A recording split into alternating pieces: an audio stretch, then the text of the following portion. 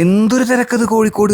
അതൊരു മന്തി കഴിക്കാൻ ഇത്രയും ഹൈപ്പിലുള്ള ഉണ്ടോ ഈ മന്തി? 122 കിലോമീറ്റർ താണ്ടി ഞങ്ങളൊരു മന്തി കഴിക്കാൻ പോയിട്ട് ഞങ്ങൾ വിജയിച്ചോ ഇല്ലയോ എന്നുള്ളത് അറിയണ്ടേ. നമ്മളെ 369 ആയിട്ടാണ് പോയത്. തൃശ്ശൂരിൽ നിന്നൊരു 4 മണിക്ക് പുറപ്പെട്ട് ഒരു 6:30 ആകുമ്പോഴത്തേക്ക് ഞങ്ങൾ അവിടെ എത്തി. ഇതെന്താ സംഭവം? ഇഷാ തൽവാർ 14 വർഷങ്ങൾക്ക് ശേഷം നോമ്പുള്ള കാരണം അധികം നോക്കാനില്ല. ആ തിരക്കിനിടയിൽ പോയിട്ട് ഞങ്ങൾ കിട്ടിയ സ്ഥലത്ത് പോയിരുന്നു. മാഷാ അല്ലാ, നല്ല കട്ട് ഫ്രൂട്ട്സും സമൂസയും ഒക്കെ ഉണ്ടായിരുന്നു. മുഹബത്ത് കാ സർവത്തും ഉണ്ടായിരുന്നു.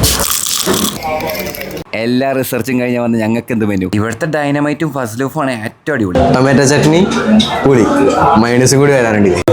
ഫസ്ലൂഫ് മന്തി വന്നടാ, നമ്മുടെ സ്റ്റാർ എത്തിയടാ. അതിനപ്പോഴത്തെ ഏറ്റവും ടേസ്റ്റുള്ള മയനൈസ്. എനിക്ക് വെറുതെ ഹൈപ്പ് അടിക്കണത് തീരെ ഇഷ്ടമല്ല, പക്ഷെ ഇവിടുത്തെ ഫസ്ലൂഫ് മന്തി എൻ്റെ പൊന്നെ ഒരു രക്ഷയില്ല ഗൈസ്. ശരിക്കും ഞാൻ ചോദിച്ചപ്പോൾ അവർ നട്ട്സ് ആൻഡ് ബട്ടറിന്റെ ടേസ്റ്റ് അതുപോലെ തന്നെ എന്ത് രസം. ഡൈനാമൈറ്റ് കുറച്ചുകൂടി സ്വീറ്റ് ആൻഡ് സ്പൈസി ആയിരുന്നു. ഇത് രണ്ടും ഞാൻ വിഷ്ണുവിന് കൊടുക്കാണ്ട് ഒറ്റയ്ക്ക് കഴിച്ചാലോ എന്ന് ആലോചിച്ചതാ. പിന്നെ എന്തിനാ വെറുതെ, ചെസ്റ്റ് പീസ് അവൻ എനിക്ക് തന്നു. കോമ്പിനേഷൻ ഓഫ് ദി ഇയർ ആയിരുന്നു ഈ ക്രീമി മയനൈസും ഈ ക്രീമി ടെക്സ്ചർ ആയിട്ടുള്ള അൽഫാമും. ബിരിയാണി കഴിക്കാൻ വേണ്ടി മാത്രം കോഴിക്കോട് വന്നിരുന്ന ഞാൻ ഇനി എന്തായാലും ഡൈനമൈറ്റ് ഫസ്ലൂഫും കഴിക്കാനും പിന്നെ ഈ ഫ്ലേവർഫുൾ ആയിട്ടുള്ള റൈസ് കഴിക്കാനും എന്തായാലും ഇനിയും ഞാൻ വരും കോഴിക്കോട്. ഇത്രയും തിരക്ക് എനിക്ക് എന്തുകൊണ്ടാണ് ഇപ്പോഴാണ് നല്ല രീതിയിൽ മനസ്സിലായത്. എന്റെ ഫേവറേറ്റ് മന്തി ലിസ്റ്റിൽ ഇടം പിടിച്ചു. ആ കാണുന്ന കാറുകളെല്ലാം കുബാബയ്ക്കുള്ളതാ. ഇനി ഇങ്ങനത്തെ മസ്റ്റ് ട്രൈ കണ്ടന്റ്സ് കാണാൻ വേണ്ടി ബൈറ്റ്സ് ഓഫ് ഇന്ത്യ ഫോളോ ചെയ്യും.